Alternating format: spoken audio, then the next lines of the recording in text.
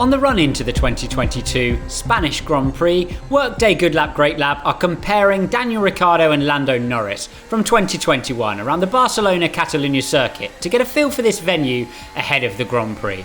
The two McLaren drivers head down past the timing tower on the right hand side towards turn 1 on this, each driver's best Q3 effort. Both of them nail the brakes in a similar place, Lando being slightly wider than Ricciardo on the way through turn 1. But it's the mid to exit of turn 2 where the first damage is done to Lando's good lap by the great lap of Ricciardo. He borrows this bit of extra tarmac on the outside of turn 2 and deletes the lift that Lando suffers in the middle of turn 2.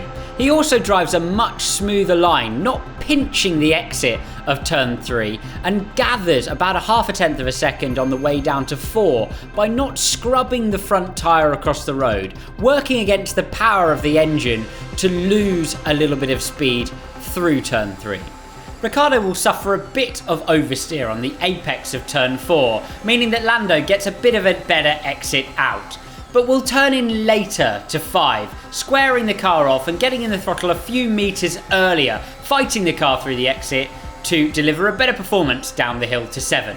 The drivers are pretty much the same through the mid-corner of 7, but as we turn up in turn 9, let's check out the graph to show the difference in the driver's performance. Ricciardo, the blue line, lifts deeper out of the throttle, getting the car rotated, whereas Lando, the orange line, pushes the car in on the throttle and challenges the left front tyre. This puts Ricciardo back to full throttle earlier and much tidier on the exit. Lando almost making gravel in his McLaren and suffering with understeer through the exit of the corner, which will cost him speed all the way down to turn 10. This is really one of the main technical differences between the two drivers over the lap. Ricciardo also rolls the car in to turn 10, getting off the brakes and using this nice grippy patch right on the outside to deliver traction up to turn 12. He suffers a bit with oversteer, but manages to take so much more apex speed that he net gains.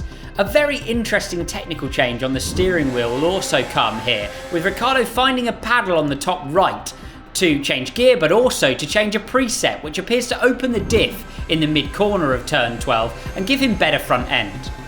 He then points the car a little later, missing the curb through turn 13, and puts himself in a much better position through 14 and 15.